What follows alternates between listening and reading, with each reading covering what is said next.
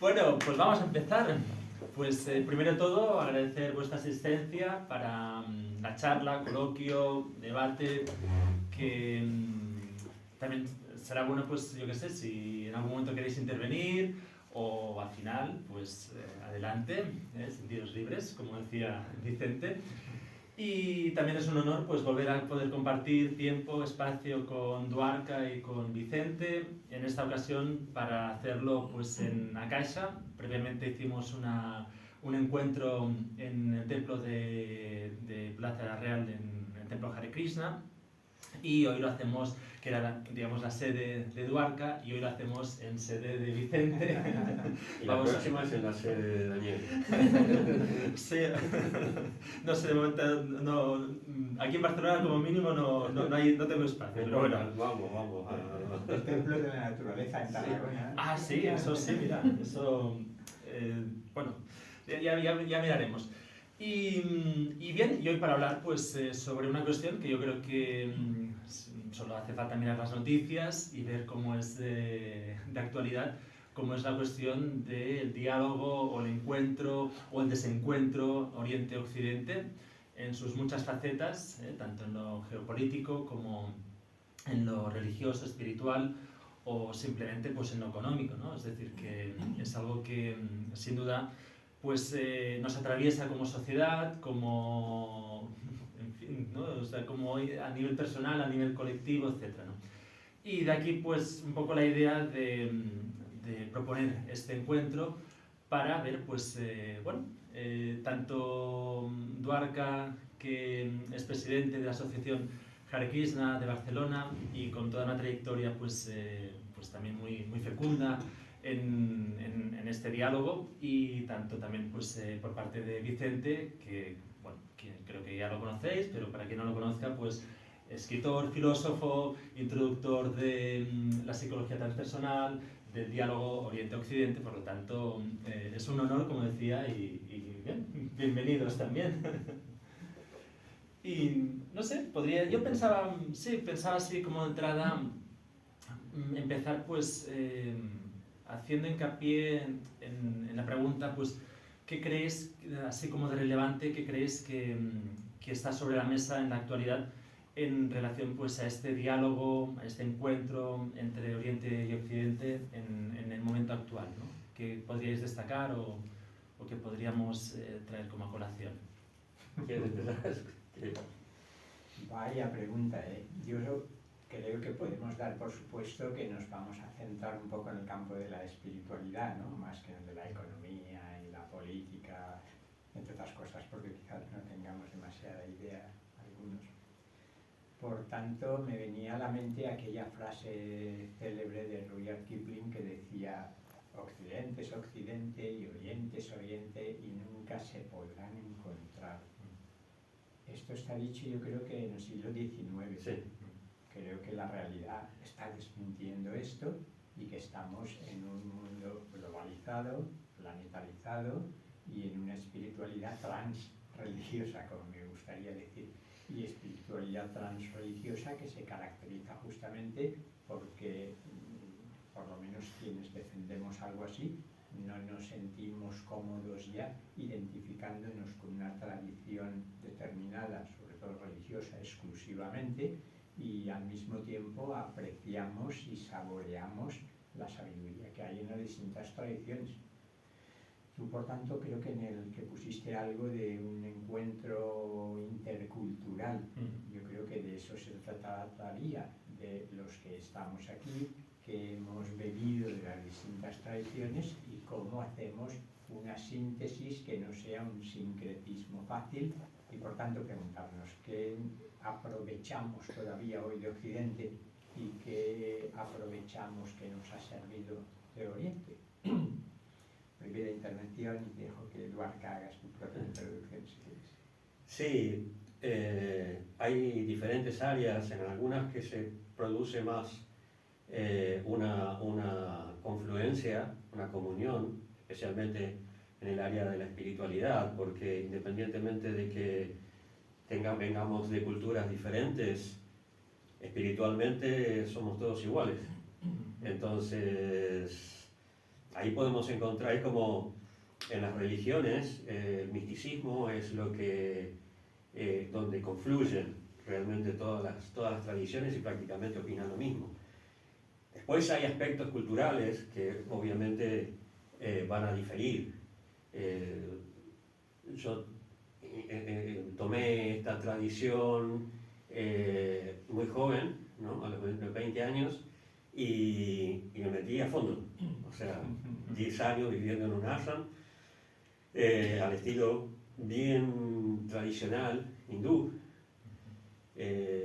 con todo el programa cultural. O sea, la tradición a la que yo pertenezco es el Gaudiya Vaishnavismo. Gaudiya quiere decir bengalí, es decir, hay un peso cultural bastante importante, ¿no? La música, la comida, no solamente las prácticas espirituales, pero eso es muy raro. En general, la gente no hace eso.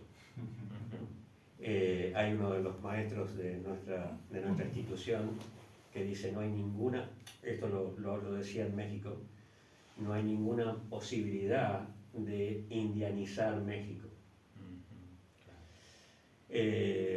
No es la cuestión, no es la cuestión indianizar Occidente.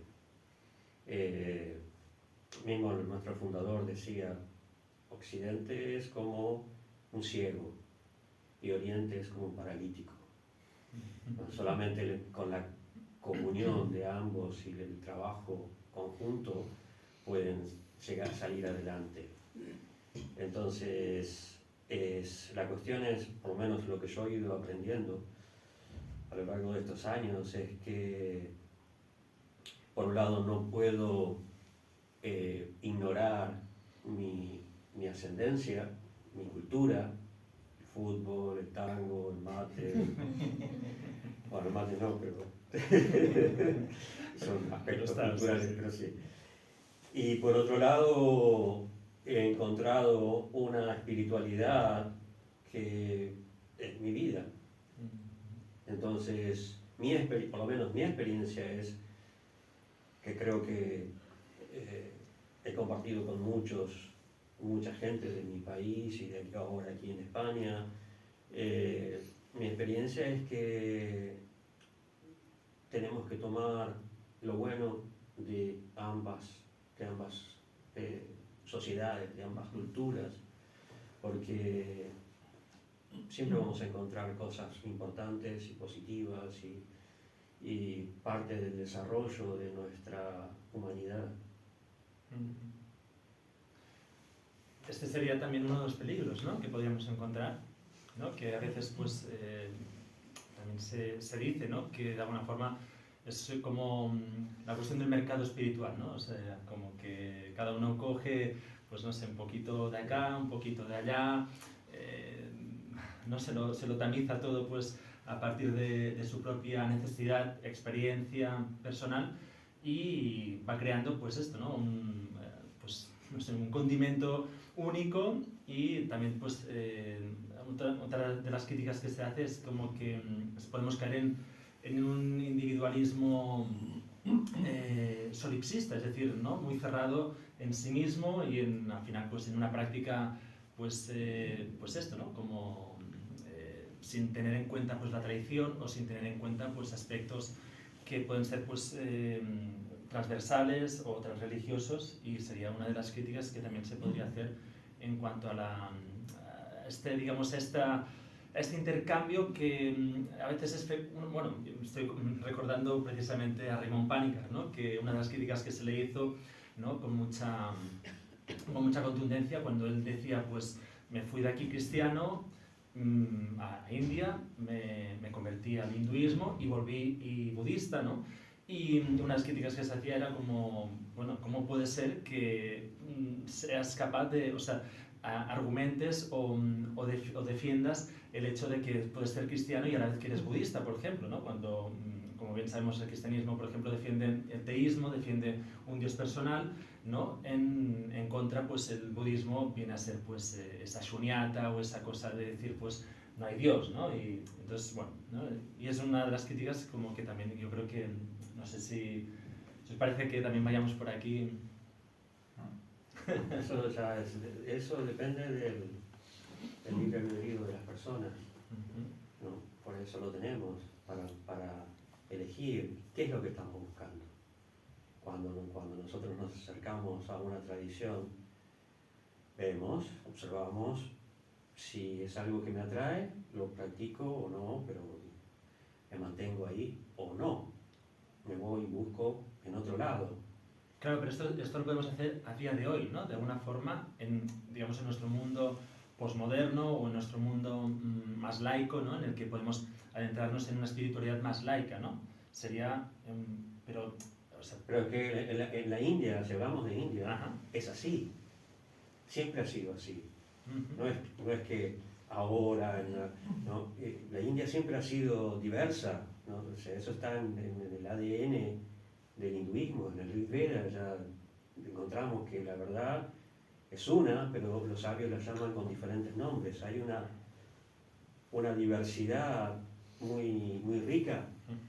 El concepto de Ishta Devata, de la deidad personal, es eso, es fundamentalmente que yo me siento más identificado con un aspecto de Dios y me dedico a adorarlo o a estudiarlo o cual fuera mi práctica, ¿no? Encontramos en el Bhagavad Gita que tienes diferentes caminos para elegir. Entonces, no creo que haya un conflicto, excepto el que nosotros mismos nos busquemos. O sea, si yo adopto una tradición que no me corresponde porque quizás es más exitosa o que quizás, no sé, más popular y me da seguidores o lo que sea, ¿no? O me satisface materialmente, entonces, pero eso incluso, o sea, puede ser que eso no me conduzca a una realización espiritual, pero incluso eso es parte de nuestro libre albedrío. Eso es un poco la prerrogativa que nos da Dios, la verdad, en este mundo, que podemos movernos de esa manera y elegir. Yo, para no quedarnos, o por lo menos quedarme tan en abstracciones como corremos el riesgo, por lo menos yo, ya que Dwarka pone sobre el tapete su elección personal, que sería esa visión Bhakti Vedanta de Hare Krishna, pues quizás podríamos centrarlo en las semejanzas y diferencias entre la visión que tú compartes y la que, en mi caso, bueno, yo diría que no hay una única influencia, ¿no? Yo, de hecho, recurriría tanto a la filosofía occidental como a las tradiciones orientales. En un primer momento me sentí muy atraído por una versión Vedanta Advaita radical, a través de Jan Klein concretamente, que creo que encarnaba muy bien, concretamente el Advaita del Shivaísmo de Cachemira, pero en última instancia yo creo que las tesis fundamentales eran las mismas. Y luego, con el descubrimiento de Sri Aurobindo, me abre los ojos a una nueva manera de entender el Vedanta, y no sé si en el Bhakti creo que no habrá tantas diferencias, aunque poca gente creo que es consciente de la importancia enorme que Sri Aurobindo y el yoga integral concede al Bhakti Yoga también. Aunque en la síntesis del yoga es al yoga que menos espacio le dedica, sus páginas son tan extraordinarias, y el papel de la madre, de Mira Alfasa en este caso, pues desempeña un papel muy importante. Así es que yo, personalizándolo un poco, bueno, yo añadiría la importancia de lo que llamo el esoterismo contemporáneo como una influencia muy importante también, y que sería ya esa especie de síntesis entre Oriente y Occidente, esa espiritualidad transreligiosa. No sé, Blavatsky, Bailey, Steiner, no creo que se pueda decir ya que son Occidente o Oriente, aunque sean más o menos inclinen cada uno en una dirección.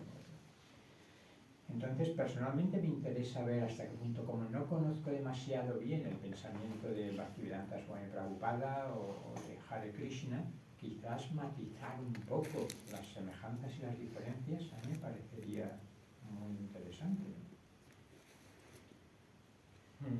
Quizás tú conoces mejor los dos, conoces más el yoga integral y el Vedanta, el Vijnana Vedanta Advaita, como ha empezado a llamarse recientemente, y el Vijnana Yoga, de lo que yo conozco a Bhaktivedanta Swami Prabhupada.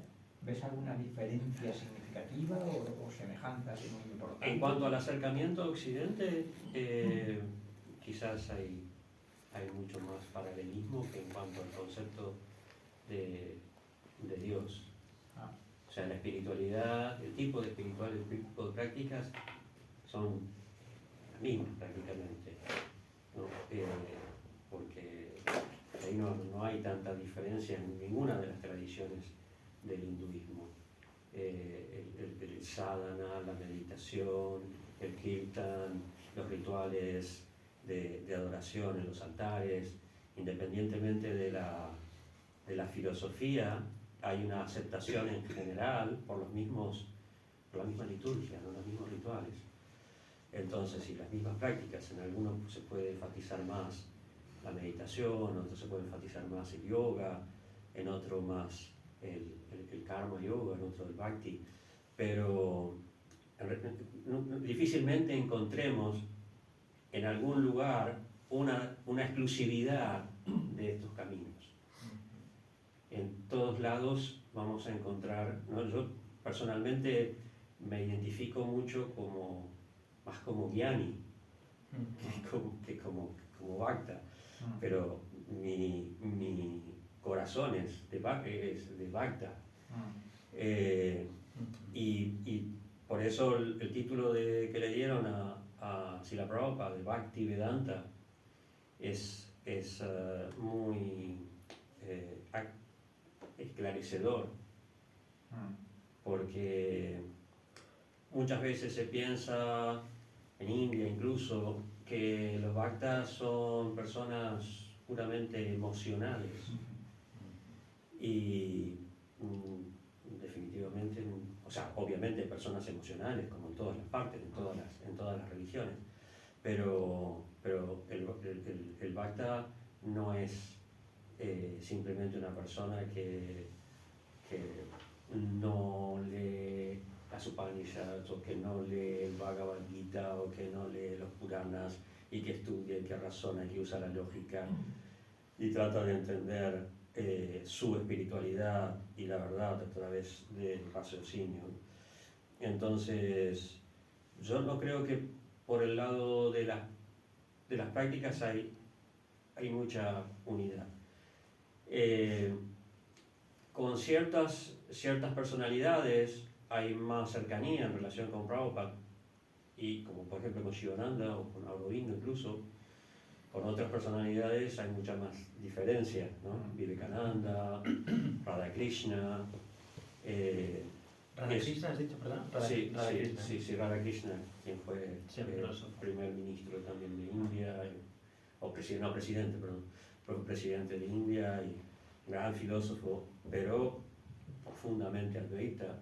Es interesante, Prabhupada usaba la traducción al principio, antes de hacer su propia traducción, él usaba la traducción de Radhakrishna porque era un gran sanscritólogo, pero sus comentarios son muy advaita.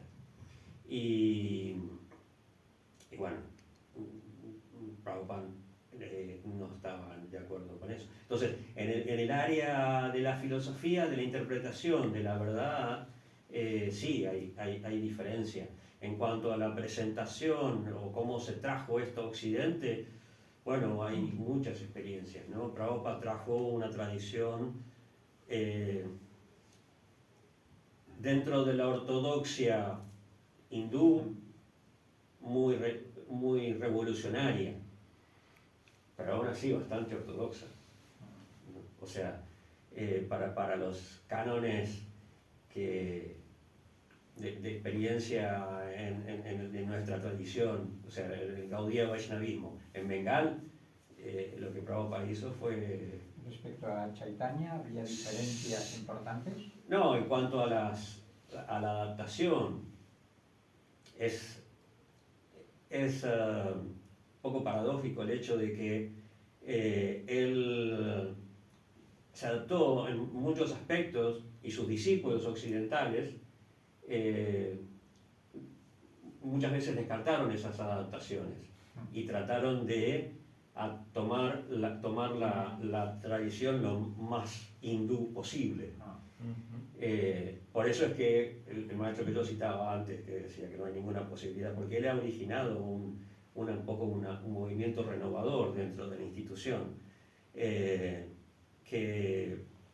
no es la finalidad de que las personas adopten formas de vestir. Eso se nos identificó muchísimo tiempo con nuestra forma de vestir, ¿no? Que no es lo importante. Prabhupada no hizo mucho hincapié en eso y en muchas otras cosas. Porque en realidad su maestro fue quien comenzó a adaptar muchas de las costumbres para que la gente tuviera un acceso más fácil a lo que es importante y no dejarse llevar simplemente por lo externo. Entonces, decía que Rajarana Maharaj ha originado un poco una forma diferente de presentarnos. No voy a decir una revolución dentro de la institución, ni nada, ni un movimiento dentro de otro. No, es simple. Él lo llamó Krishna West. Y bueno, es simplemente parte de la experiencia. Parte de la experiencia, porque nuestra institución es muy joven. ¿No? Tenemos apenas 70 y algo de años. Entonces es muy joven y mayormente llevada por muchos años por gente muy joven. Entonces mucha inexperiencia, mucho desconocimiento de nuestra propia cultura que estábamos practicando. Yo creo que esa experiencia es un ejemplo importante de este encuentro entre Occidente y Oriente, un poco lo que decía antes, ¿no?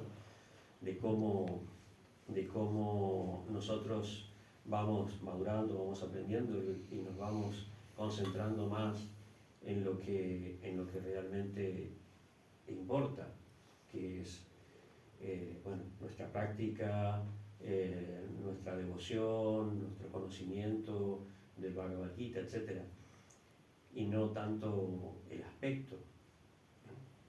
Fíjate que justamente una de las semejanzas entre Bhaktivedanta y Sri Aurobindo es la importancia concedida a la Gita, ¿no? Tanto en vuestro caso es tremendamente conocido porque ibais repartiéndolo, vendiéndolo por la calle. Pero en el caso de Sri Aurobindo, que quizás no sea tan conocido, fue lo que le supuso una conversión, una transformación. El año que estuvo en la cárcel, Sri Aurobindo estuvo leyendo la Bhagavad Gita, viviéndola, yo diría. Después tiene esas 600 y pico páginas en ensayos sobre la Gita, que desde mi punto de vista es una maravilla, hasta el punto de que algunos filósofos hindúes le dijeron, bueno, su yoga integral es el yoga de la Gita, ¿no? Y dijo, no, aprecio mucho la Gita, pero hay diferencias importantes. Quizás podríamos entrar en la diferente interpretación de la Bhagavad Gita en los dos casos. No solo la interpretación teórica, sino que, supongo que práctica, sabes, práctica. Sri Aurobindo en la cárcel lo que hace es decir, había experimentado, había tenido, meditando con Vishnu Bhaskar Lele, esos 3 días que se encerraron en una habitación, la experiencia de lo que llamó Nirguna Brahman o Nirvana, él los identificaba, no entremos en eso ahora, y después justamente leyendo la Gita y en la cárcel tiene la experiencia de lo que podemos llamar el rostro personal del absoluto, que antes antes no lo había olido demasiado, ¿no? Digamos que fue shankariano la primera mitad de su experiencia y después su expresión textual es que vio a Krishna en todas las cosas. La gran experiencia del absoluto personal en la cárcel de Alipur es que es la vivencia profundísima de que Vasudeva, Krishna, es hasta los barrotes oxidados de la cárcel, ¿no? Por tanto, la importancia de la Bhagavad Gita y la importancia de Krishna, bueno, no solo eso, creo que la otra vez ya lo comentamos, pero justamente la siguiente experiencia crucial en 1926 es lo que él denominó el descenso de Krishna. Creo que era Tashi quien comentaba hace poco algo. Sí, hoy justamente, ¿no? ¿Verdad? Sí. Cómo interpretarlo, pero eso es aparte. ¿Cómo interpreta cada uno la Bhagavad Gita? ¿Agota la Bhagavad Gita el mensaje de Bhaktivedanta Swami Prabhupada y de Sri Aurobindo? ¿Cuáles serían las diferencias? Porque claro, más que las prácticas, es, yo diría, la visión de fondo y los objetivos. Por ejemplo, Sri Aurobindo, No. estamos hablando demasiado nosotros. No. Sri Aurobindo diría, diferencias con la Gita y de paso con buena parte de la tradición hindú. No suele enfatizarse una concepción evolucionista, un evolucionismo espiritual, como hace Sri Aurobindo. ¿Hasta qué punto estaría? Te formulo esas dos o tres, lo que dice Sri Aurobindo y te pregunto, ¿hasta qué punto la concepción espiritual sería importante en el sentido de que a lo largo de las diversas vidas hay o puede haber un proceso evolutivo muy, muy importante? Lo que podemos llamar el ideal de no retorno. Piensa en mí en el momento de la muerte, le dice Krishna a Arjuna, y vendrás a mí y ya no tendrás que volver a encarnar una vez más. En Sri Aurobindo, el ideal último, la meta última, no es el no retorno, porque esto es el samsara y es la ignorancia, avidya y el sufrimiento y una ilusión. Segunda pregunta, ¿hasta qué punto comparten? Yo creo que sí, la crítica al Mayavada de Shankara y Ramana Maharshi y todos los demás. Tercera cuestión, la importancia que Sri Aurobindo concede a la conciencia-energía supramental. Y esto nos lleva a la distinción entre jnana y vijnana, para interpretar también la Bhagavad Gita. No sé si la otra vez hablamos o si conoces a Swami Vedananda, de la Orden Ramakrishna, y que se tomó muy en serio la lectura de Sri Aurobindo, y entonces le iluminó la Gita y dijo, ostras, el capítulo 7 marca un cambio fundamental porque Sri Aurobindo traduce y entiende, interpreta jnana y vijnana en la Gita de una manera totalmente distinta a Shankara. Muy brevemente, Shankara dice, jnana es el conocimiento teórico porque ha sido escuchado de un maestro, porque se ha leído un libro del Atman inmutable. Que raro, jnana fundamental, generalmente no es eso. Y vijnana es la realización directa del Atman inmutable. Vale. Sri Aurobindo dice, no, mi experiencia y mi lectura de la Bhagavad Gita es que jnana es ya la realización experiencial del Atman inmutable, sí. Pero vijnana es otra cosa. Vijnana es el conocimiento supramental integral. Y fíjate, los que conocéis la Gita bien, a partir de ahí, Krishna empieza a decir, yo soy el sabor de las comidas, yo soy la inteligencia de los inteligentes, yo soy la bondad de los bondadosos, yo soy todo. Yo soy no solo trascendente y el mundo es vaya, sino que estoy en el corazón inmanente de absolutamente todas las cosas. Este sería, en mi hipótesis, el conocimiento propio de una conciencia supramental, que no solo comprende que Brahman es trascendente, supracósmico y el mundo es maya, sino que ve a Krishna en todas las cosas como había vivido experiencialmente.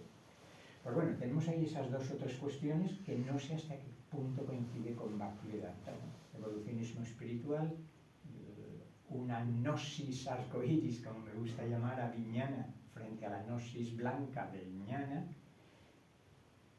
es decir, la existencia de un conocimiento y una realización que transforma el objetivo último del yoga. Y esto sería el punto central que te pregunto más concretamente, ¿no? Ya no es el ideal de no retorno, sino que es el ideal de transformar, supramentalizando, transfigurando absolutamente toda la existencia. Y ese es el propósito de la evolución. No es un mero, en parte es maya, en parte es lila, en parte, pero hay un propósito, hay un objetivo, y es la supramentalización, la espiritualización en un sentido muy concreto de toda la existencia, y para empezar de nuestra mente, nuestras emociones y hasta nuestro propio cuerpo físico.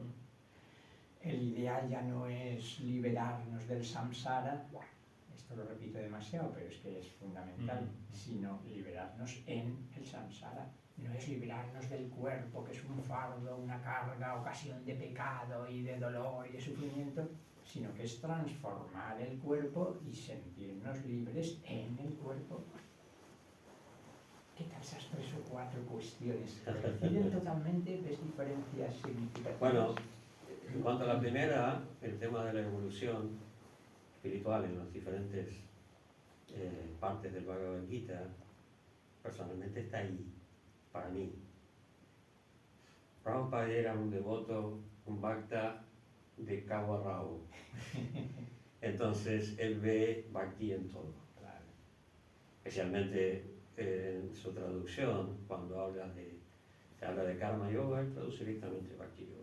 Cuando se habla de buddhi yoga, él traduce directamente bhakti yoga. No disimula, ¿no? Es fantástico en ese sentido. Pero lo explica. No simplemente se queda con traducir las palabras, sino entendiendo el contexto y viendo que para él, en realidad, como Dios está en todas las cosas y en todas las personas, cuando nosotros hacemos karma yoga, estamos ayudando a alguien, no hay una separación de que esto es material o esto es una persona individual separada de Dios. ¿No? Él lo que sí enfatiza es que así como uno cuando tiene plantas riega la raíz, no riega las hojas, lo más importante es cultivar esa devoción a Dios, porque es la raíz de todo. Naturalmente, todas las partes de la planta se van a beneficiar, pero obviamente uno no ignora el resto de la planta. Si las hojas están enfermas, entonces hay que curarlas. Y de hecho es lo que él muestra en su acción, ¿no? Él se preocupaba por la gente, no estaba tratando de establecer una institución religiosa, él estaba transmitiendo un mensaje por la gente. Entonces, solamente tratando de hacer la conexión o de despertar, de revivir la conexión entre las almas y Dios. Esa era su función. Entonces, él en el Bhagavad Gita insiste continuamente en el Bhakti. Pero en la tradición nuestra, hay Vishwanath Chakravarti Thakur, uno de nuestros acharyas, explicó que los primeros 6 capítulos del Bhagavad Gita se centran principalmente en el Karma Yoga. Los del capítulo 7, que vos mencionabas, al 12, se trata especialmente del Bhakti Yoga. Y del 13 al 18, los últimos 6 capítulos, hay mucho de Jnana Yoga, ¿no? Entonces él decía, es como un sándwich, ¿no? Bueno, no, él no decía eso, porque en esa época ya no había sándwich, pero la idea es que para un bhakta esos 6 capítulos del medio son el corazón. Entonces eso en cuanto a la evolución, pero también es un hecho, o sea, mi forma de entenderlo es que nosotros ni somos solo corazón, ni somos solo cerebros, y ni estamos solos. Es decir, nosotros nos asociamos y eso es una manifestación de nuestra actividad, o lo que tenemos que cultivar a través de esas asociaciones, nuestra actividad desinteresada. Nosotros necesitamos alimento para el intelecto, para nuestra inteligencia. Prabhupada solía decir, intelecto sin devoción o sin amor es especulación árida, ¿no? Y fe, esa es la palabra, fe sin conocimiento es sentimentalismo. Entonces, el Bhagavad Gita sí nos va llevando por distintos niveles, ¿no? Krishna va llevando a Arjuna por distintos grados de conocimiento de él, de Krishna y del alma y de Arjuna. Entonces hay una evolución en el desarrollo del diálogo. Esa era la primera, ¿no? La primera pregunta. La segunda era si creemos en el tema de Maya como la ilusión. Sí. No, definitivamente no. O sea, la ilusión de Maya para la tradición de Chaitanya es la temporalidad. Es ilusoria, es Maya, en cuanto a que nosotros tomamos las cosas como si fuera para siempre, ¿no?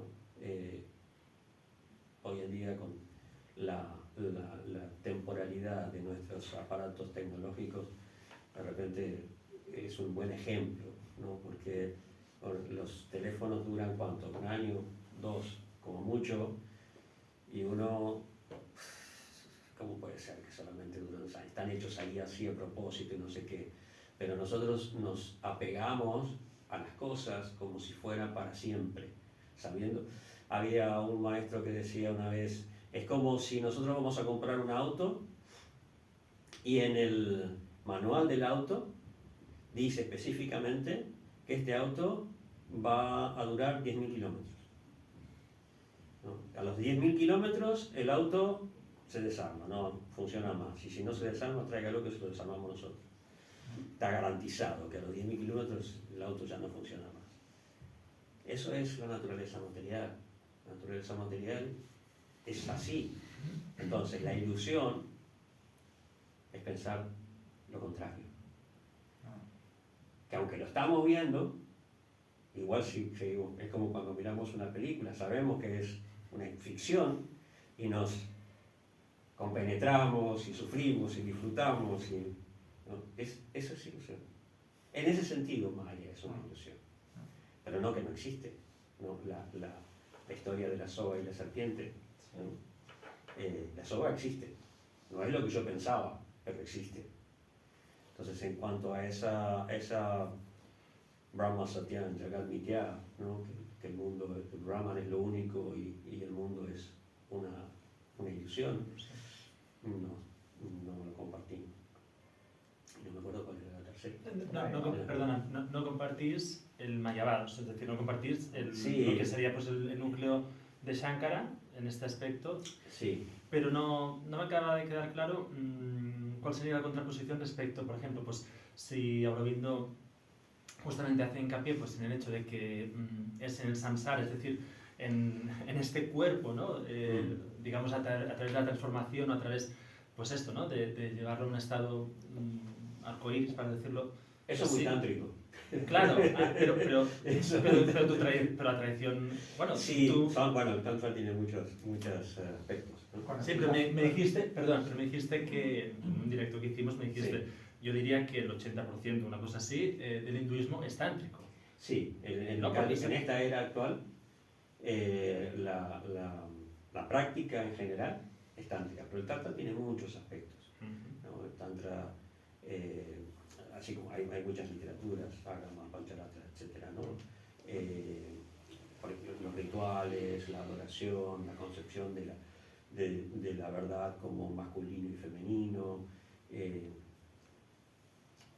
dentro del Tantra, del Hatha Yoga, por ejemplo, sí hay una práctica o hay un deseo, un intento o la finalidad de la transubstanciación del cuerpo material en algo espiritual, ¿no? Las prácticas energéticas de purificación, de crías, etcétera, todo eso apunta a esa transformación física en algo duradero, ¿no? Como dice el Granda, en el Granda Sanjita, el barro cocido no se deshace con el agua, ¿no? Entonces, pero en relación a lo que decía Vicente, ¿no? De que en este cuerpo nosotros tenemos que conseguir la iluminación, yo estoy de acuerdo, pero a menos que tú practiques un tipo de tantrismo, de Hatha Yoga tántrico, que apunte a esa transubstanciación, nuestra iluminación, o sea, se puede producir en el cuerpo un Jivan Mukta, un alma liberada en esta vida, pero en un momento el cuerpo se acaba. Ahora que me acuerdo, hay una historia, hay varias en realidad, de personas iluminadas que son llevadas al mundo espiritual de su propia forma, en su propio cuerpo. Pero son casos especiales, no sé. Bueno, esto también habla del Dir, ¿no? Por ejemplo, Sí, ¿no? sí. Cuerpo de luz. Sí. Cuerpo arcoíris, que decías tú. Lo que iba a comentar antes es como otra de las afirmaciones muy conocidas de Sri Aurobindo es: mi método es vedántico, pero mi objetivo es tántrico, en este sentido, ¿no? Por el papel de la Shakti, de la madre Mirvalpasa, y por la valorización no solo de Mukti, sino de Bhukti también, ¿no? El gozo espiritual en este mundo también. Bueno, yo no sé si podemos dar palabra para que no se ajuste, no se duerma. Ha surgido, ¿no? ¿Os parece? Y si Sí, no, igual sí, sí. seguimos, pero si hay alguna inquietud. Estamos encantadas de oíros.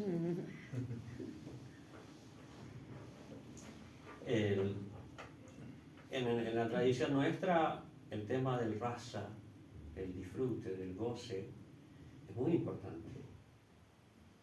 En general se enfatiza el goce con Dios. No como... Porque Prabhupada solía resaltar esto, y hoy escuché un encuentro que tuvo Mirabai con Rupa Goswami, el principal discípulo de Sri Chaitanya, en el sentido de que nosotros como Purusha es tanto, se puede interpretar o traducir como persona, como disfrutador. Una vez Mirabai fue a verlo a Rupa Goswami en Vrindavan, y Rupa Goswami era un sannyasi, ¿no? Un renunciante, y él era muy estricto. Entonces le dijo a Mirabai, le mandó a decir, porque ella pidió audiencia, y él dijo: no, yo no puedo encontrarme con ninguna mujer. Entonces Mirabai le mandó a decir: el único Purusha es Krishna. Nosotros somos Shakti, todos. Entonces Rupa Goswami dijo: sí, tienes razón. Venga, que venga, mira. Así que el tema de disfrutador o energía de disfrute, Jalini es la energía de Dios que tiene que ver con el disfrute, y es el Bhakti. Claro, el Bhakti es una transformación de esa energía. Entonces, no es una tradición que diga: no, esto no se puede disfrutar de ninguna manera. La música, la comida, el prasad, las artes, todos estos elementos en general bastante tántricos, son disfrute. La cuestión es cómo yo lo disfruto. Si yo lo disfruto como que yo me lo gané, yo me lo merezco, yo soy, ¿no?, el Purusha, yo soy el disfrutador. Ahí es el problema. Ahí surge, es el momento en que Maya me ata, me tiene atrapado, ese apego. En tanto que yo disfruto porque soy consciente de que eso es parte del absoluto, parte de Dios. Por eso Krishna dice, yo soy el sabor del agua, yo soy el aroma de la tierra. ¿Quién no disfruta de eso? Entonces, Prabhupada nos decía, cuando tomen agua, sientan el sabor y recuerden que Krishna dice, yo soy el sabor del agua. Entonces conectan automáticamente ese disfrute con Dios. Entonces, no hay problema ahí. Piensa en Krishna hasta cuando bebas agua. Sí. No sé si alguien quiere decir algo, se apetece intervenir. Bueno, estamos mejor calladas y escuchando que sabéis más. Bueno, pero bueno, que en cualquier caso, pues siempre es bienvenido cualquier comentario, Sí, cualquier claro, cosa que, por supuesto. ¿no? Y no sé, bueno, si me permites, yo quería hacer una intervención sobre, bueno, yo he visto desde fuera, ¿no? Es decir, yo como buscador pues aquí en Barcelona, pues durante muchos años junto con Tashi, entre otras personas, yo me acuerdo pues acercarme, por ejemplo, pues al templo Hare Krishna, y me acuerdo también pues encuentro contigo y leer pues a Aurobindo o tener pues conversaciones con gente pues más Vedanta, etc. Y es curioso porque la sensación o la percepción que recuerdo, ¿no?, pues más pues, compartida, era como que los Hare Krishna eran pues estos que evidentemente pues Hare Krishna y tal, por la Rambla y así, pero que eran como muy ortodoxos, ¿no?, en cuanto a los principios, etcétera, ¿no? Y me acuerdo tener conversaciones pues con devotos y tal. Y en cambio, pues lo que era más Aurobindo o más vedántico era como más de apertura y más una sensación más, no sé, como, para decirlo así rápido, ¿no? Es como Hare Krishna pues era más equiparable pues con la tradición más cristiana, más ortodoxa y tal, y en cambio pues más lo vedántico era como más lo filosófico, más lo progresista o aperturista, ¿no? Y en cambio, con los años, ¿no?, y a base pues de estudio y de práctica y demás, ¿no?, pues lo cierto es que pues veo con una visión, con una percepción más aperturista, pues lo que es digamos, la tradición Vaishnava o Gaudiya Vaishnava, y por otro lado, pues lo que sería pues Aurobindo, lo veo pues incluso más encarnado o más siguiendo como la tradición, aunque abriéndola en un sentido pues desde la propia tradición, pero abriéndola pues a un diálogo fecundo, pero quizá, y esto pues me gustaría que dijerais vosotros, ¿no?, pues quizá no tan revolucionario en cuanto a la propia ortodoxia pues del hinduismo. No sé, vosotros cómo lo veríais esto, como yo, en cuanto a mi percepción y a mi experiencia, como digo, como buscador, ¿no?, en este aspecto. Yo no conozco en el hinduismo nada más revolucionario que el yoga integral, que el enfoque de Aurobindo, justamente por enfatizar esos puntos que decíamos de el ideal de no retorno. El ideal del yoga integral no es el entrar, el liberarse. Eso me parece tremendamente revolucionario.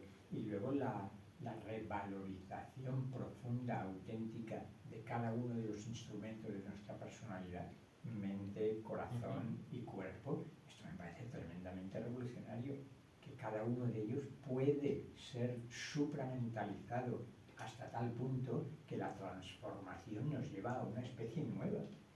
pues claro, más revolucionario que esto, que es una revolución de la conciencia hasta el punto de convertirla en conciencia-energía supramental, lo cual supone un conocimiento integral, un conocimiento por identidad, no conceptual representativo de todas las cosas, y que incluso el cuerpo físico está llamado a convertirse en un cuerpo de luz, en un cuerpo supramentalizado. Caray, más revolución que esa, no sé. Sí, lo que pasa es que en el Advaita, no en la tradición de Aurobindo, pero en India especialmente, el Advaita es mucho más ortodoxo y estricto que las tradiciones devocionales o Vaishnavas, ¿no? Lo que pasa es que en Occidente quienes vinieron, quienes trajeron el Advaita eran más revolucionarios, ¿no? Como Vivekananda, por ejemplo, o Maharishi o otros. Pero en India las tradiciones advaitas son muy estrictas. En el caso de nuestro, sí, había, no digo rigidez, pero cierto fanatismo, un poco propio de lo que comentaba antes, ¿no? De la juventud y la conversión, y el hecho de tomar, de querer ser rápidamente algo, o sea, fieles, devotos y ¿no? Demostrar que no, yo ¿no? soy muy, estoy muy convencido. Ese tipo de enfoques de psicología propio de los conversos, ¿no? Pero no, la rigidez o no me sale la palabra, el hecho de ser estricto es en cuanto a los principios. Cuanto a los principios sí, somos estrictos. Porque son principios, no solamente son principios morales, son principios que nos acercan a un estado de conciencia más sano, más transparente en nuestra comprensión de Dios, ¿no? Por ejemplo, si yo consumo alcohol o drogas, cosas que me confundan mi mente, no voy a tener una visión, una idea clara de mi identidad. Son formas. O sea, yo sé que hay tradiciones que justamente ese es el camino, pero bueno, nuestro camino pasa por otro lado y la mezcla no es buena. El tema de ahimsa, el tema de la compasión. Yo decía antes que en nuestra tradición se ve toda la creación como un árbol. De hecho, en Bhagavad Gita se da ese ejemplo, un árbol al revés, ¿no? Y a todos los seres como hijos de Dios. Entonces, si estamos tratando de desarrollar o de cultivar esa relación amorosa con Dios, bueno, es importante la compasión, empatía, cultivar ahimsa, y así. Aquellas cosas que podían alejarnos o que eran un obstáculo en el cultivo de nuestra devoción, esos son nuestros principios. Esas cosas no las... cuando en nuestra tradición nosotros hacemos los votos para ser iniciados por un maestro espiritual, ¿no? Repetimos esas máximas, esos votos de ahimsa, de contentamiento, en fin, diferentes principios, ¿no? Y por otro lado, o sea, esos serían los yamas. ¿Sí? Serían Sí, yamas, serían yamas, exactamente. ¿Y yamas también, entonces? Y el niyama fundamental es Ishvara Pranidhana, que se manifiesta especialmente a través de la meditación en el mantra, en el nombre de Dios. Entonces, eso es lo que hablábamos el otro día cuando hablábamos de Patanjali, ¿no? Yamas y niyamas son los cimientos para construir todo lo demás. Claro. Claro, y he simplificado, ¿eh? Ya sé que, evidentemente, Aurobindo, yo sé que es muy revolucionario, que entra, pues, en fin, ¿no? O sea, abre todo un camino de diálogo que recogen, pues, también, pues, autores, no sé, ¿no? Como, es decir, hay toda una corriente, como tú citabas antes a Blavatsky, por ejemplo, o Steiner, o Gurdjieff, o tantos otros, ¿no? Y evidentemente también recogen o beben mucho, pues, de concepciones o de formas, digamos, de expresar, pues, aurobidianas, ¿no? El mismo Wilber, ¿no? Es aurobidiano hasta la médula. Pero, bueno, claro, quizá, claro, aquí entraríamos ya, pues, en aspectos quizá más no sé si doctrinales o... pero también es cierto que Aurobindo, de alguna forma, se contrapone a Shankara, pero a la vez revaloriza, ¿no? De alguna forma, todo lo que sería una visión advaitica. Ahí entraríamos en... Pero un Advaita radicalmente transformado y distinto del de Shankara. La otra vez lo comentábamos allí, esta identificación que hemos llegado a hacer en Occidente de hinduismo con Vedanta, de Vedanta con Advaita y de Vedanta Advaita con el Vedanta Advaita Shankariano, esto es un crimen intelectual, espiritual e histórico. Parece que la India, hace poco se lo oía a no sé quién, a una autoridad más o menos espiritual, que no, hombre, que la India no ha sido Advaita ni siquiera en su historia el 50%. Pero el Vedanta, al ser el final de los Vedas, ¿no? Es correcto. Entonces, si es el final de los Vedas, de alguna forma, y tú me dijiste, ya sé lo que me vas a decir. Bueno, pero es como la guinda, ¿no? Es la guinda del pastel, es decir, Es cómo interpretamos el Vedanta, claro, cómo interpretamos Upanishads, cómo interpretamos Gita y cómo interpretamos Brahma Sutras. Entonces la interpretación que hace Aurobindo está mucho más cerca de Ramanuja que de Shankara, sin duda. No es que sea idéntica, ni mucho menos, pero si hay que elegir entre el Vedanta Advaita de Shankara y el Vishishta Advaita de Ramanuja, las semejanzas son mayores. Es que claro, yo creo que has metido en el mismo saco al Advaita de Aurobindo con el Neo-Advaita procedente de Ramana Maharshi, Nisargadatta Maharaj, y Ramesh y todos estos, ¿no? Y yo creo que hay diferencias importantes en los puntos que he señalado. El ideal de no retorno sigue estando en la mayoría de ellos, el Mayavada sigue estando en la mayoría de ellos. La transformación no solo es alcanzar la liberación en el cuerpo. El Jivan Mukta tradicional, claro que existe el Jivan Mukta, pero es que lo que no está es la transformación supramental tan profunda del cuerpo, de las emociones y de la mente. No basta con decir, bueno, me he liberado. De hecho, en relación con lo que decías de los principios, Aurobindo contiene una importancia, lo que él llama la transformación del vital, concretamente, extraordinario. ¿En qué sentido? Pues que mucha gente vía gnosticismo de todo tipo, como esto es Maya, o es la obra de un demiurgo en la otra versión, pues yo estoy liberado y luego hago lo que me da gana porque eso no importa. Aurobindo, cuando alguien rozaba esa concepción, decía, quien no ha entendido la importancia que en el yoga integral tiene la transformación del que llama el vital, lo emocional, el deseo, es que no ha entendido mi yoga, no está en el lugar adecuado. Porque es que lo que buscamos no es ser libres y que todo el resto de nuestra personalidad permanezca sin transformar como tantas veces ha sucedido, incluso en autoridades espirituales, ¿no? Y de ahí no nos metamos en toda la caída de los gurús que tendría que ver con esto, justamente. Entonces la importancia de la transformación también psicológica, vital, emocional y mental, ¿no?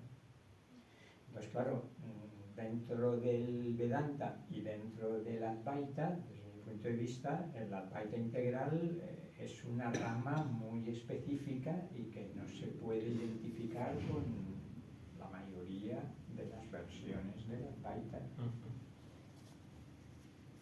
Sí, lo tienes Advaita, Vishishta Advaita, Dvaita, Dvaita Advaita, Veda Veda, son todos tipos diferentes interpretaciones de del Vedanta. El Vedanta se fundamenta en que todo es uno. Pero ¿cómo todo es uno? Claro. Esa es la cuestión. Si todo es uno y esto que es tan diverso, que es tan diferente del uno, no existe, eso es Advaita. ¿No? Si todo es uno y esto es una cualidad de ese uno, eso es Vishishta Advaita. Esto es, así como Ramanuja decía, una flor tiene un tono, un color, un aroma, son cualidades. Es la flor, no son diferentes de la flor. En la tradición nuestra se habla del sol y los rayos del sol. El sol es uno y los rayos son parte de ese sol, pero no son necesariamente el sol. No están separados, hay una diferencia y hay una unidad, una igualdad. Entonces, la filosofía de Chaitanya, como la de varios, Nimbarka y otros, de otras que son de otras tradiciones diferentes, hablan de Veda a Veda. Veda es diferencia, Veda con V alta, no Veda con la V de conocimiento. Veda es diferencia y Aveda es igualdad. Lo que Chaitanya le agregó a esa filosofía de igualdad y diferencias simultáneas es el achintya. Achintya es la capacidad de Dios de hacer posible lo imposible. Esa igualdad y diferencia se produce, o sea, que nosotros seamos parte de la verdad absoluta, pero diferentes simultáneamente, que mantengamos nuestra individualidad, es la inconcebibilidad de Dios. Entonces, todo eso es Vedanta. Son diferentes lecturas, diferentes interpretaciones. En el Bhagavad Purana hay uno de los primeros versos que dice que los videntes de la verdad, aquellos que han comprendido el absoluto, lo ven como Brahman, Paramatma y Bhagavan. Son como los tres aspectos del sol, ¿no? O sea, el globo solar, así visto en el cielo, el interior del sol y los rayos del sol. Es decir, Brahman es la luz, es la refulgencia del absoluto, es ese aspecto que no tiene forma, que es indescriptible. Paramatma es la forma de Dios que está en el corazón de todos los seres, acompañando al alma. Ese es un punto importante, que no es el alma. Y ahí está la diferencia, pero acompaña al alma. O sea, está el Atman, el ser, y el Paramatma, el super ser. Que un poco a veces lo que busca el Advaita es que se hacen uno. Sí. Bueno, en nuestra tradición nunca se hacen uno. Y Bhagavan es la forma de Dios trascendente, que está más allá de este mundo. Entonces, de acuerdo a esa visión, hay diferentes maneras en que el alma puede liberarse. Una de esas maneras, Ayuchya Mukti, es cuando el alma se une a ese Brahman, se funde en el Brahman. Entonces eso entra dentro de la filosofía Advaita. Se vuelve uno con Dios. Después las otras formas son más de bhaktas, ¿no? Salokya Mukti, vivir en el mismo mundo espiritual con Dios, Sayuchya Mukti, Swarupya Mukti, que es tener el mismo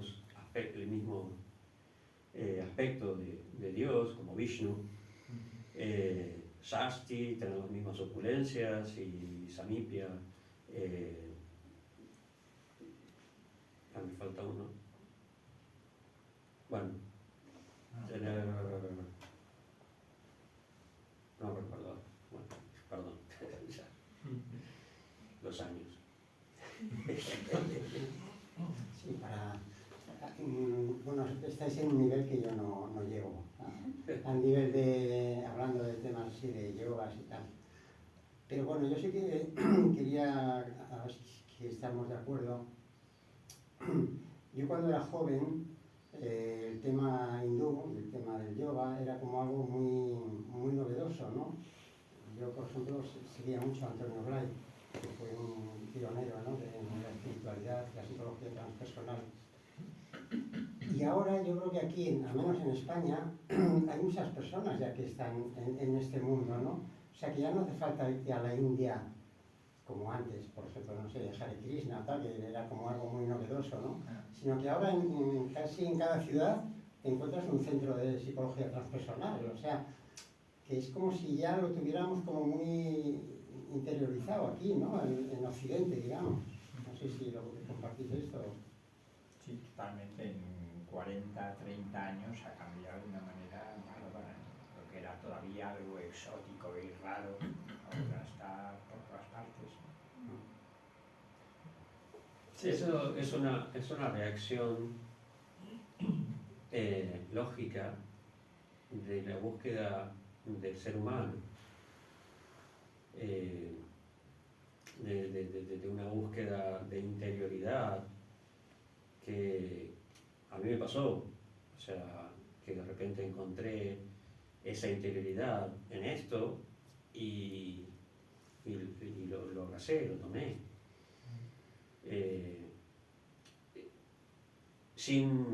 Sin desmerecer o sin olvidarme de mi propia raíz cristiana. Pero yo creo que son complementarios. La India ha desarrollado muchas técnicas de espiritualidad. O sea, no es una cuestión solamente de tener fe en Dios y ya está, ¿no? O sea, se ha desarrollado un misticismo, una espiritualidad de muchas maneras distintas. Entonces, el yoga te da un montón de herramientas para profundizar esa espiritualidad. Entonces, por eso es que cada vez se difunde más y se divulga más.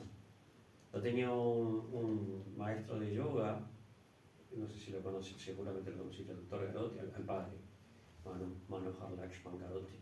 Él decía, el yoga es una herramienta. Independientemente de si tú eres cristiano, hindú, musulmán, lo que sea, no es el punto, por lo menos lo que él presentaba, ¿no? Entonces, tú puedes encontrar cosas muy prácticas en una cultura que ha desarrollado esas prácticas, esas técnicas a lo largo de miles de años y no las han olvidado, se las han cultivado, las han seguido desarrollando cada vez más y más y más. Entonces, es lógico que si algo funciona, lo aceptemos, ¿no? Las técnicas de meditación, las técnicas de la vibración de mantras, por ejemplo, la visualización, son todas formas que nos ayudan muchísimo a profundizar en nuestra búsqueda espiritual. Yo tengo una pregunta. Yo hace años tenía un libro de Hermann Hesse que se llamaba Mi Credo. Entonces este libro lo tenía en la mesita de noche y solamente leía el título. Cuando llegaba a casa, me iba a la cama, tenía necesidad de leer el título Mi Credo. Así estuve un año. Digo, qué raro que no entre en leer el libro, porque no tocaba. Me estaba como alimentando la palabra de mi credo. Hasta que llegó un día que lo leí y fue cuando él explicaba que estuvo en diferentes tradiciones hasta que al final encontró su credo. Esto para mí me ha servido o me ha ayudado, o lo que sea, pues para seguir esta línea, ¿no? De encontrar esta cosa interna, individual, que no es individual, por la cual es como si fuera a lo mejor mi religión, ¿no? O mi credo, ¿no? No sé qué pensáis de esto. Yo, pues, curiosamente, me hace mucha gracia que esta anécdota o cómo lo comentas, porque me pasó lo mismo con este mismo libro. Es decir, sí, que de hecho todavía lo tengo y me acuerdo pues esto, ¿no? Cuando no lo he leído, pero sí, Te falta. me falta. Pero me acuerdo de esto, que leías, o sea, solo el título y ya decía mi credo y me pasaba también esta conexión y me ha gustado mucho cómo lo has comentado, lo has explicado. Es que yo tenía una pregunta en relación a esto porque, Qué bueno. sí, bueno, no de este libro, no me ha pasado nada con este libro, pero me preguntaba como qué viene ahora, porque hay tantas tradiciones y ahora parece que no sé, no creemos tanto en algo, que seguimos con fe ciega, sino que es más, alguien dijo como que hay tantos caminos para encontrar a Dios como personas hay en la tierra, ¿no? Y no me acuerdo quién fue el que dijo esto, pero me sentí identificada también de pensar, yo creo que ahora es el terreno que vamos a romper, ¿no? De que ya no existe tanto una Biblia o un Alcorán o una Bhagavad Gita, ¿no? Es más como tú conectas con Dios, ¿no? Sí. Y no sé, me estaba preguntando como qué viene ahora, sí. Sí. Lo que pasa es que en Occidente tenemos otra historia, ¿no? O sea, tenemos una historia de un Dios, un libro, un credo y Se acabó. y muy radical, es decir, no puede haber otro. Y la tradición india es muy diferente de eso. Claro, y hay otra tercera cosa que es el ateísmo, ¿no? El no Dios. Y esto... Esa es la reacción. Ya, Entonces sí. me voy para otro lado. Sí, sí, pero aún yo creo que como yo me crié en una tradición muy atea y no puedo sustituir una cosa por nada más, porque no, es desde el vacío como creas fe, ¿no? Claro. Qué bueno. Sí. Bueno, aquí entraría la espiritualidad laica precisamente, ¿no? Más esto, ¿no? Pues de adentrarte pues en el misterio, que podríamos hablar pues de la espiritualidad a través del arte, por ejemplo, ¿no? O de la literatura, ¿no? Que han profesado pues también grandes escritores o artistas, ¿no? Y ahí entraríamos, estoy pensando en Amador Vega, por ejemplo, no sé si lo conocéis, ¿no? Profesor de la Pompeu Fabra, pues, ¿no? Que justamente habla mucho de esto, ¿no? A través del arte, de cómo entramos pues en la fe a través de este vacío fértil, ¿no? Para decirlo así, pero que no etiquetas o no pones pues el acento pues en un nombre o en una tradición. Yo creo que es muy importante lo que tú decías. Yo por lo menos comparto el que, bueno, me viene otra frase de Sri Aurobindo cuando le preguntaban cuál es su Shastra, que pensaba del Veda, ¿no? Dice, nuestro Shastra es el Veda eterno en el corazón de cada uno. Entonces luego uno puede jugar con distintas formulaciones, tradicionales o no, pero que en definitiva es la sabiduría de nuestro propio corazón lo que importa ahora más que nunca, yo diría, ¿no? De ahí lo de espiritualidad transreligiosa, porque se acabaron los dogmas, tanto que dogmas rígidos, que los creo y que es lo más importante. Entonces es la experiencia directa lo que pasa a un primer plano, convencido de que yo puedo recurrir a distintos lenguajes, a distintas culturas, a distintos maestros, pero en realidad lo mismo con el gurú. El verdadero maestro es el maestro interior, y esa confianza, esa fe, no tanto en un maestro externo, en un libro externo, como en mi propia sabiduría anímica interior, yo creo que es uno de los signos de nuestro tiempo.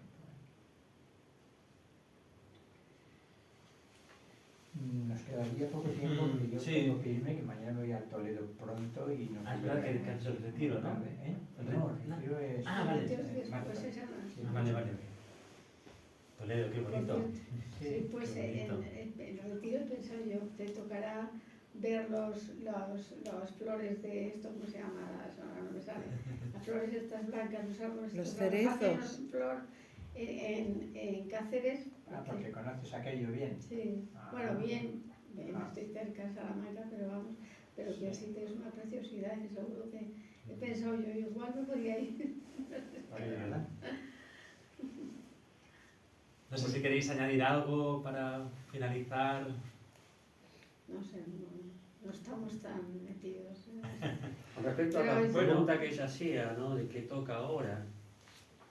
Y ahora toca el libre albedrío. Ahora toca buscar y encontrar el propio camino, ¿no? Como decía Vicente, ¿no? Si la fe siempre hace falta, porque nosotros, o sea, yo tengo fe que voy a llegar a mi casa ahora. Es fe, nadie me lo garantiza. Es el motor, ¿no? Es el Sí. motor. Entonces, es algo que forma parte de nuestra vida. Y cuando uno encuentra algo en lo que puede depositar su fe, entonces, bueno, es tu camino. Hoy en día tenemos esa posibilidad, nadie nos viene a imponer una creencia, un dogma. Cuando yo comencé, había un maestro que venía a Argentina y todos éramos discípulos de él. Sí, y había una propaganda de los otros discípulos aquí, que es el discípulo de él. Después empezaron a venir otros maestros y uno ya tenía la opción, que es como debe ser, porque es natural que uno sienta más afinidad o con una persona o con una tradición. Yo afortunadamente tenía toda la afinidad con mi gurú, sí, no tengo nada de que quejarme. Pero es como esa bendición de hoy en día. O también sobre información, ¿no? Y si no estás muy sintonizado con lo que tú realmente te llama y te hace crecer o experimentar, te puedes perder muchísimo por el camino. Pero eso también es parte del crecimiento. Sí. A veces incluso las decepciones son son pruebas y las pruebas nos enseñan. Es como ahí vemos. Sí. Bueno, eso es mi fe también. Krishna controla.